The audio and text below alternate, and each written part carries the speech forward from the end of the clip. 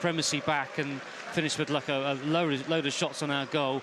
And then we allowed them to carry that on in the second half. And that's where my disappointment comes in, Dan. I think Arsenal fans watching this game, you heard the boos ring out of the final whistle. They want Arsenal to take the game to Wolves. It's 1-0, let's go and make it 2-0. And then hitting them on the break. It just feels like we're sitting back, inviting too much pressure, inviting too many shots on goal. And eventually the pressure told. It's the same result in terms of, you know, the last few games. Obviously it was 5-5 at the 90 against Liverpool before the penalty shootout, and it was a draw against Crystal Palace, so sort of 3 draws on the spin having got that in. But I just sensed it was something different today. I don't think we had control against Crystal Palace in certain areas. We were a little bit all over the place in certain aspects of this. I know that Wolves had chances here. I know that Bernd Leno's made some good saves, but I thought the balance of Arsenal was a bit better. Did you sense that, or is it a little bit same old for you? For me, it took Arsenal time to get into the game. I think we were trying to work out the formation from the start. Guendouzi was sitting in front of the back four. Ceballos, I thought, worked really hard today, but I'm not sure if that's his best position, being asked to shuttle out to the right. We saw Torreira sort of further forward, didn't we, an awful lot today? Torreira further forward. And I think him coming off and Saka coming on in the second half, maybe he's got an injury, maybe there was a fitness issue there, but I was surprised at that. I thought Torreira gives that bit of tenacity when Wolves are trying to break against us. Look, I think you're right, there was a little bit more of a kind of we're more compact against the very good Wolves side. It just frustrates me that we didn't go for it. In terms of Mesut Ozil, we mentioned him before. We thought he had a good game, had an excellent game at Anfield. Is he now back in the fold? Does he stay in? What do you think? Does he play up at Leicester? Do we not play him against Victoria, where he might have done previously? How do you see the Ozil thing at the moment? Because he did brilliantly against Liverpool, against, admittedly, you know, a younger Liverpool team. But he fought hard today. We saw him pop up left-back position. He tracked back. He did everything right. He did what was required of him today, I thought, to keep his place for Leicester next week. Yeah, I thought the context for Liverpool was that he played against a very young Liverpool side, and, you know, is that a real measure of how impactful he can be in a bigger game? Well, today was a bigger game, and he, looking at the first half stats, he had more passes in the opposition third. He was so creative. He made a difference for us. He faded in the last 10 minutes there, struggling to get back as much as he could in the first 80, but he's just class on the ball, and I think he's obviously got a place in this first-team squad, but he needs to keep earning that place. No doubt about that. Chris, many thanks for popping on for the last 5 minutes. Much more social media reaction to come, of course, from today's game, so start getting your tweets in if you haven't already. 2 points dropped, most probably, but in the whole scheme of things, a draw against a very good Wolves side off the back of a difficult week, and over 50 for the club. Maybe we can pick some positives from it. Let's hand you back to Johnny, Anne-Marie and David. Full time here, Arsenal 1, Wolves 1. Yes, welcome back to the Arsenal Nation studio. I am, of course, joined by David Hillier and Anne-Marie Batson. Now, I just want to flag up something, because I heard one of the greatest bits of commentary ever from David Hillier over here. Oh, no, is it? A man who has just come out with the line. I think Tierney needs to just go and clear him out in midfield there. Absolutely. If I was playing, I'd have smashed him hard, just cleared him out, but not in a bad way. But I'd have tried to take the ball. Listen, at that stage in the game, I'm just saying that the mentality of being a unit that are protecting something, there was a dangerous potential developing move there. He could have killed everything, the time, the player, the ball, and, not being funny, could have got his own back on Traore a bit, because he's been nailed by him a couple of times a day. He's been run into the ground by him. It's a chance to have a little bit of a pressure release, and just, he ain't got a book in.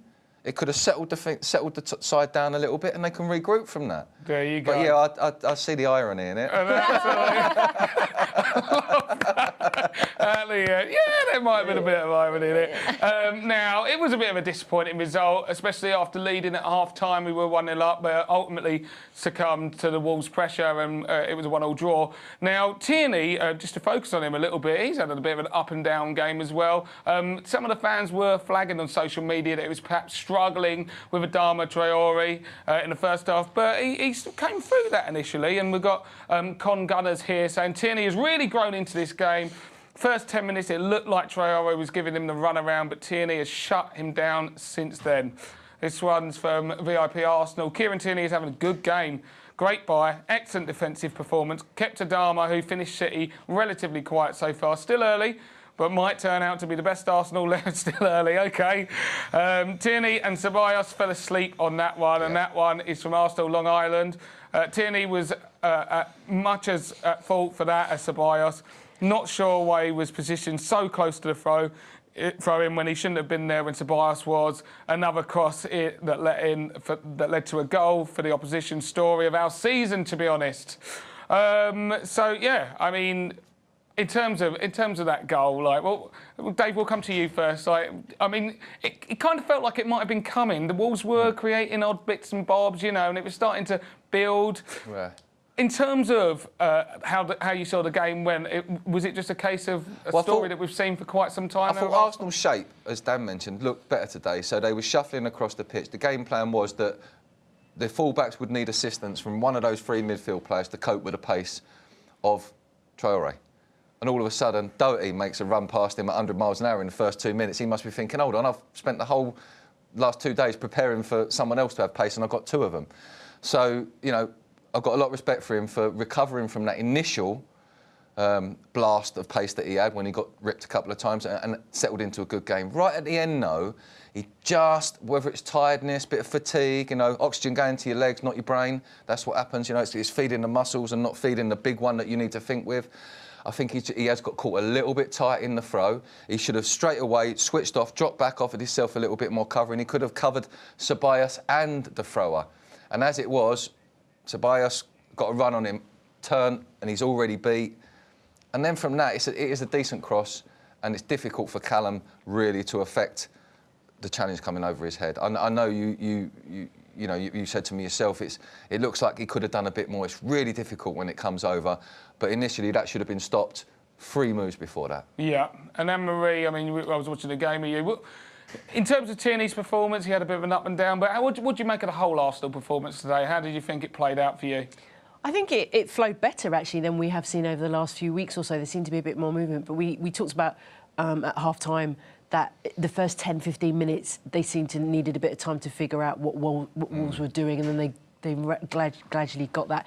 You could see partnerships working well together. We talked about, obviously, Aubameyang and Lacazette. It was good to see Guendouzi on the pitch with Torreira. I think Torreira had a fantastic game. I think that's the best I've seen him play so far, with so much heart. I love the fact his work rate. I love to see the stats of his work rate, actually, to see how well he's done. So it flowed better, and they were moving the ball quicker. That's what a lot of the fans were shouting, wasn't it? They said, move the ball, and the passes seemed to be shorter, quicker, a bit more precise. I don't know if you noticed as well, Johnny, there was a lot less interchanging of positions of players. So you didn't have them, like you said, it was normally Torreira who was playing a little advanced position, Guendouzi dropping off, and Ceballos was coming back a little bit, but we didn't see all that unnecessary rotation where a player flicks the ball to one and then he goes and stands in his position, and they're all doing this all over the pitch. It was very structured and organised, and which is why it was disappointing right at the end for a little lack of concentration where they'd worked so hard to counteract what Wolves will do. And he's only had 2 days to work with that side. If he's got them on Thursday and said, like, I'm going to play you Saturday, you 3 in the middle are doing the closing down, they're going to do maybe 40 minutes session on it. Whereas in our day, I'll be doing that from Monday, Tuesday, Wednesday, Thursday, ready for the five-a-side on a Friday and the game on a Saturday. So you had a lot more time, and I thought they'd credit to them. They worked really, really hard. You'd have been practising those challenges of just taking people out in a nice way. Absolutely natural they were. So I think overall what we're saying, though, guys, is it may be a familiar result for Arsenal in recent weeks, but potentially a slightly different performance. And some of the reaction on social media from you guys seems to be saying that. This one from Sasha G. Still think there is some confusion around the system, but it's the best I've seen us control the play for quite some time. Still a long way to go, but better. This one is from Dr. Rajpal. Like what I'm seeing from the Arsenal midfield this half, Gwen and Ceballos are providing constant defensive cover, especially on the flanks. Have we got another tweet there? Oh, and yeah, that's it. I mean, I think that's kind of echoing what we're saying. I know we've said that there are some kind of positive points and some potential things to work on, but one thing for me to kind of flag up is if you can look on the side there, no, it's on that side, there we go. If you look at the shots, I mean, Wolves have had 23 shots there, Arsenal have had 10. We're at home, 8 on target to them, 4 to us. Do you think that, from an attacking point of view, we were quite at it today? Absolutely. It was a big letdown for me that Patricia just didn't get more targeted from the team. It was all about putting crosses in, and I wanted to see him and pepper him a bit. And there wasn't enough clarity in the forward performance, as in I'm a forward, I'm going to go and score a goal. It was all like, shall we work together? I'm going to feed you. And it worked in the first half. It was a beautiful ball from Lacazette, turn and set for the goal. And they was trying to kind of repay each other rather than just... And it weren't until Martinelli come on that we kind of had that, oh, my God, we're going for that thing that's rectangular shaped with a net in it. That's what we're aiming for, you know, rather than just getting the ball in there hoping. Yeah, and just missed that little bit of quality up front. Anne-Marie, just a couple of quick thoughts on our attacking performance. Well, the minute Martinelli came on, the crowd just went absolutely berserk, didn't they? They were really pleased to see him come on, the cheers and the shouting. Every time he got the ball, they were like, go, go, go. And he must have been listening because he just went with the ball. So I thought that was really great to see. I think we have to give a shout-out to Bernd Leno as well. You know, that one-handed save that he did was quality today. And you asked me earlier about what's my confidence. I'm fairly confident with Bernd Leno. I think I'm happy with him as our goalkeeper, so there was no issues there. And it was great to see Aubameyang being the captain as well today. I think he put in a really, really good shift. Do you know, it was funny that you mentioned Bernd Leno. I thought he was excellent today, and I'm not alone, and you're not alone, as there were a number of reactions on social media as well. This one's from Semperfi Arsenal. Leno, the most underrated keeper in the top 6 without doubt. This one is from Swikar AFC. We're 5th in the league, and Leno has been the busiest goalkeeper in the Prem according to stats. Low-key doing his thing. Nice. So underrated. My keeper. This is from Worldwide Arsenal. Bernd Leno deserves a world-class defence in front of him. He has saved us on countless amount of times and still doesn't get the respect he deserves. One of the best goalkeepers in the league, no doubt about that. Anne-Marie's just mentioned Dave. Any other thoughts on Bernd Leno? To me, since I've seen him develop, since he's become regular in the side, he seems to have grown 3 or 4 inches in height and 4 or 6 inches in width. He just looks bigger. And my impression is when you look big on the pitch, you know, you can tell your confidence is there and everybody around. And he just looks at it. He comes and collects balls nice and high. His punches are great. Pushes everything he pushes wide, confidently wide. And the other one, some of them he just runs over and catches free kicks like that, don't he? Like in the first half, like, I knew you was going to do that.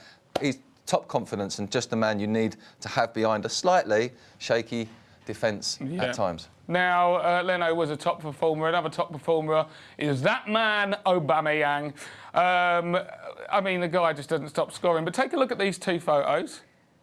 Hey, right, this one is Aubameyang on the left, celebrating his first goal for Arsenal, and on the right, Aubameyang celebrating his 50th goal for Arsenal there.